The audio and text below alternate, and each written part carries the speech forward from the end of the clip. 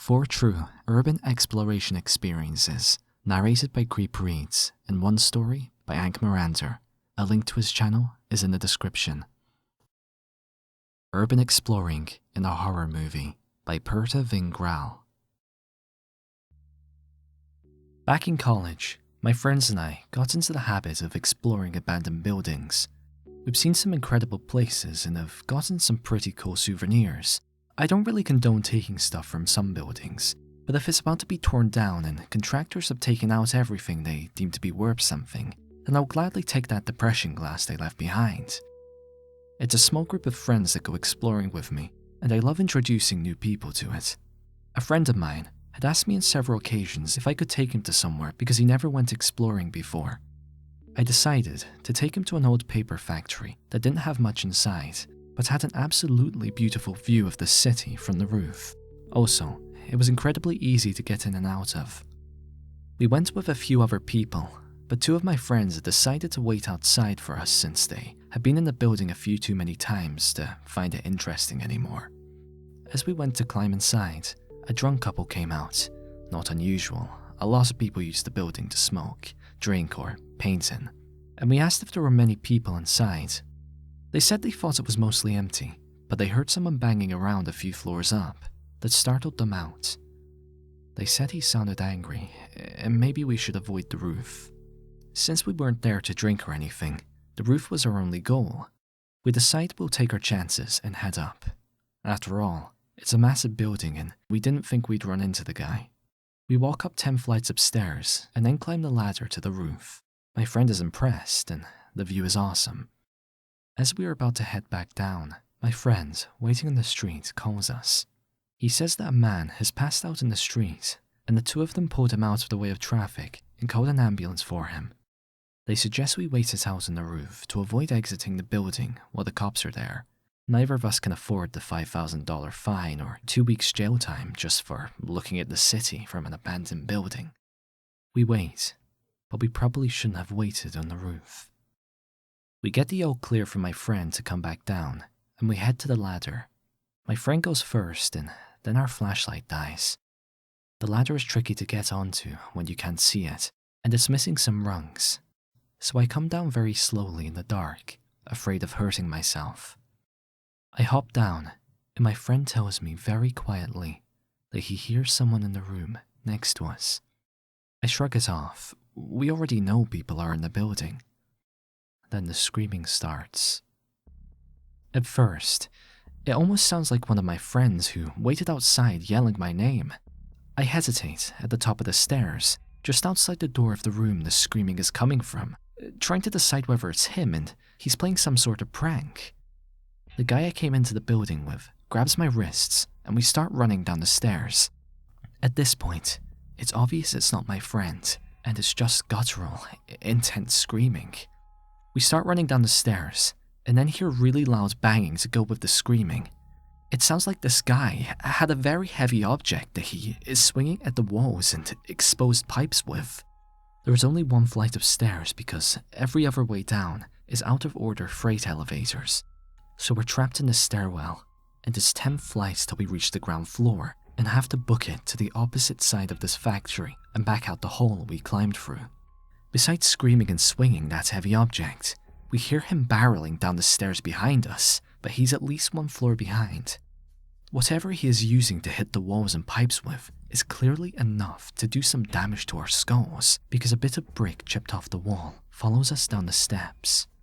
And that's when my friend grabs my wrist again and throws me through the nearest door. We've only made it down 3 floors, and at the beginning of each flight of stairs, there is 1 door that opens onto the entire level. In other words, it's painfully obvious where we've gone. After flying into this room, we notice it's been gutted like every other floor, but more of the windows are boarded up and it's very dark. All that's in the room to hide behind are some pillars. We get behind one and huddle together. The guy stops outside the doorway to the room we are in, and he's still screaming. It's terrifying. Then he starts swinging his weapon around and slamming it into the door frame. We're sure he's going to come in, and the only way out is the door he's currently standing in. Neither of us ever look around the pillar to see the guy. and we have no idea what his weapon is. Nearly 4 minutes pass, and he hasn't stopped screaming. For whatever reason, he doesn't come into the room we are in, but starts running down the stairs. We can hear him hitting pipes and smacking the walls, and we just wait. We have 7 floors to go down, and we could pass him in any doorway on the way down. Eventually, the screaming and the banging stops, but we still think we should wait. That's when we hear something from a different corner of our room. There's just enough light from a window in the back that hasn't been boarded up, and we see a figure get up off the floor. This person has been in the room with us the entire 7 or 8 minutes we've been in here, and they haven't let on until now. This person, who is in front of the only light source, so we just see a totally black figure, is now shuffling towards us without making a sound. It's exactly like a zombie movie, and we run. We don't bother to find out what this person's deal is, and temporarily forget about the first, clearly dangerous guy. For an asthmatic, I hold ass down the stairs and never pause to catch my breath even once. As we are reaching the bottom of the stairwell, the screaming starts again. It's coming from the room next to us, but we don't stop running. The hole in the wall that we climbed through to get into this building is yards away, and this man comes crashing out of the room behind us. We never look back and climb through the hole so fast, I don't even remember doing it. Our 2 friends are waiting for us, and we throw ourselves into the car. They ask what happened because, apparently, that man was so loud that they could hear him screaming and breaking things from outside the building. They thought we were making all that noise and were going to give us a few minutes before calling us to remind us that the police were still patrolling the area for drunk, underage college students, and we should probably shut the fuck up. We tell them what happened, and then decide to carry on with our plans for night, because a beer was totally necessary after that. The Tent in the Trees by Randall Leoff. This story takes place in August of 2013 in the mountains of southern Oregon. I'm a USAF Security Forces airman, military policeman. My girlfriend was at work, and as a swelteringly hot day began to turn into thunderstorms, my buddy Nick, another military cop, and I decided to go explore some back roads and get out of the heat in town. Southern Oregon is crisscrossed with logging roads, some actively used and many totally forgotten and grown over. Nick and I spent many of our days off, starting on roads that we knew, finding roads we didn't know, driving for hours into the mountains, eventually navigating back to paved roads. On this particular day, with storm clouds building over the mountains, we set off on a road we had never been on and began to drive into the mountains. After driving for around an hour, we hadn't seen nor heard any signs of other people in the woods. We rounded a bend in the thick fir woods and emerged in a meadow that was totally surrounded by thick aspen groves. The meadow was perfectly flat and eerily still. We both noticed the strange stillness almost immediately.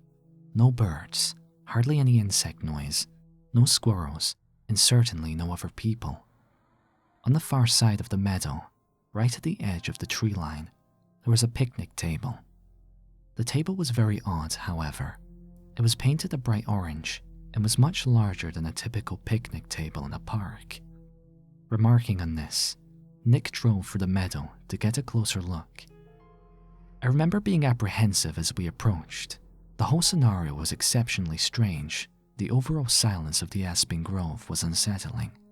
Also, it was nearly impossible to see far into the trees as aspens grow extremely close together. When we parked by the table, I hopped out of the passenger seat of the truck to check it out. I'm not very tall, only about 5'5". Regardless, the table was ridiculously oversized and practically unusable. The seats were nearly at chest level, meaning I would have to climb up to even sit on them. As I was looking at the table, Nick called me over to the truck, and I noticed he was looking back into the aspens. At first, I couldn't see what he was looking at, but then I noticed a splash of color that was completely out of place in the thick trees. A small one-man tent was set back in the trees, about 50 feet from the strange table. I had an initial feeling of dread, and felt certain that there was someone in the tent. And if we could see the tent, they could see us. There was no campgrounds in this area, no people, no main roads for miles. Surely someone camping so remotely would be, at the very least, a strange person. However, as we observed the tent, we didn't see any movement or hear any sounds coming from it. Nick suggested I call out. I didn't want to, but I did. "Hey, anyone in there?" I yelled. No reply. Feeling completely on edge, Nick and I thought about driving away and leaving this strange area, but we began to fear the worst. What if there was a body in the tent? What if someone had gotten kidnapped? Foolish, I know, but we thought it all the same. After some debate, we decided to have Nick turn the truck around to drive away from the camp. Should we need to leave in a hurry, he would be waiting behind the wheel. With my heart pounding, I started walking through the trees towards the tent. I was totally keyed up, with my senses on full alert. When I reached the campsite, several things struck me as odd. Backpacks were scattered all over. No fire had been built, no wood collected. The tent was literally full of backpacks and in women's clothing. Full of dread, I turned to leave and tell Nick what I had seen. As I left, I heard Nick start yelling, "Let's go! Let's get the fuck out of here!" Not knowing why he was yelling, I ran back to the truck. When I broke out of the trees, I saw a beat-up old Ford Taurus on the road, blocking us from leaving the meadow. I immediately leapt into the passenger seat and Nick floored the gas pedal. The car was occupied by 2 men. A third person was laying against the window in the back. As we drove across the meadow, the driver attempted to block us from the road, but Nick drove around them and accelerated the way we had come from. I looked back and saw the car attempting to turn around on the narrow road. Nick drove like a madman, and though I was honestly terrified that they would catch up, we hit the highway without seeing the car again. I still don't know if the person in the back was male or female. I called state police, and they promised to send a trooper out to check out the scene.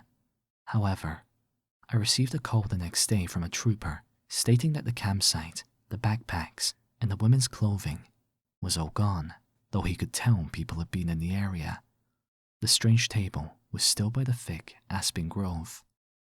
I have not returned to the area and do not intend to. Never Visit Abandoned Homes by A.D.B. Diamond, narrated by Ank Miranda. I am a 19-year-old, and a few years ago, I'd say I was about 16, me and a friend of mine decided to go drive around in the country and look for some old houses that are still hanging around.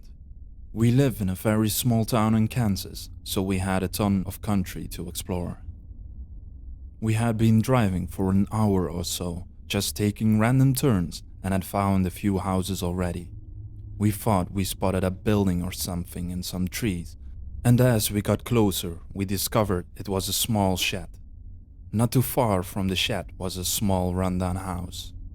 We pulled up at the dirt driveway, and laying in the middle of the driveway was a half carcass of a deer. It was strange, but we lived in Kansas and we were practically in the middle of nowhere, so we figured a mountain lion had gotten it or something. As we came up closer to the house, we noticed there wasn't just one deer. There were probably close to 20 or 30 deer that were half gone, just laying in the yard around the house. We got out of the truck and started to walk up to the house, still thinking that it was just some weird coincidence that all these deer had just died here. My friend wanted to see inside the house, but I wasn't really for that idea, so I stayed outside. I walked around a little bit, but what really made me run for the truck was the hundreds of bones laying in the yard. I mean hundreds. It was so weird and so creepy, and I think I flew back into the truck. As soon as I closed the door, my friend came tearing out of the house as fast as he could, with his look of pure terror and disgust on his face. He jumped in, started the truck, and we took off down the road. We got a little farther down the road, and he finally looked at me and said that there were dead animals everywhere in that house. I don't know what was going on in there. Maybe some illegal hunting going on or something. Although I don't know why anyone would hunt small animals like skunks, possums. Anyways, it was super creepy, and we never poked around in abandoned homes again. Met a seemingly deranged man at an abandoned water refinery by Vortex 22222. One of my favorite activities is exploring old, abandoned buildings. I've seen quite a few strange things during these trips, but one experience still creeps me out to this day. A few years ago, I found a long-forgotten water refinery for the help of online exploration communities and Google Earth. Although it's stupid, I always go to places for the first time alone, partly for the thrill and partly because if something bad were to happen, I would feel terrible having brought someone else into that situation. So I make plans to head there the next day after my classes let out. The day of the trip, I pack up my camera and water bottle and set off following my hand-drawn map, the downside of not having a printer. After an hour or two of biking, I finally arrive at the place, which luckily had an old bike path dead-ending just past it. It was completely overtaken by vegetation, with trees growing up, through, and around the buildings. Not to mention that the actual buildings were just disintegrating, with paint peeling off every wall and ceiling. I took my time, scouring each of the buildings, looking around for anything interesting. I found hundreds of broken windows, weird broken spears, and some kind of giant oven. After an hour or two of successful exploring, I decided to head off happy with an SD card full of pictures. Soon after, I pulled my bike back out for the hole in the fence I entered and started biking away. I remembered there was one last shot I wanted to get. I'm pretty insistent on getting the shots I want, and I didn't know if I would ever come back, so I decided to just tough it out, right back, and take the picture. As I was going back, I saw a lone man dressed in old clothes walking down a bike trail away from the dead end. I thought it was kind of a strange path for someone to walk on, and something in me said, "Don't let him see you go in there." I biked past him and gave him a slight head nod and figured I'd bike all the way to the end of the trail, turn around, and by the time I got back, he'd be long gone, having continued in the opposite direction. I leisurely take my time to get to the end and turn around, and as I head back towards the hole in the fence, I see him there, staring at me and walking back toward the dead ends from which he came. He had a happy look on his face, but it wasn't the kind of happiness that made me feel at ease in any way. The best way I could describe it is he looked like he had just told a very dirty joke and was trying to contain it. I knew I had to do something, as I was literally trapped between him and a dead end. I decided to play it cool once more, but be ready to drop everything and run if things got hairy. As I get closer and closer to him, I can see his facial expressions clearer, and it's not someone I want to be in the same state with, let alone the same bike path. I'm silently cursing myself for going back for one more picture as I slowly get closer. Finally, I'm about 20 feet away from him, and he calls out, "I sure would like a ride. It's so hot out. Mind if I jump on?" As soon as I hear this, I realize this is no longer my brain falsely interpreting something as creepy. I pick up speed and rush past him, putting as much space between us as I can. He's now long behind me, and I see that he's once again turned around and following me. At this point, I bolt, sprinting down the bike path, back onto the road. Interestingly, I stop at a nearby gas station on the way home to get a refill on my Gatorade. I see a cop there and told him I just rode down the old bike path by this park. He looked at me, sort of bewildered as to why a person would ride out there, or at least that's what I guessed from behind his sunglasses. And he told me he didn't recommend people going there, especially alone, as some shady characters like to hang out there.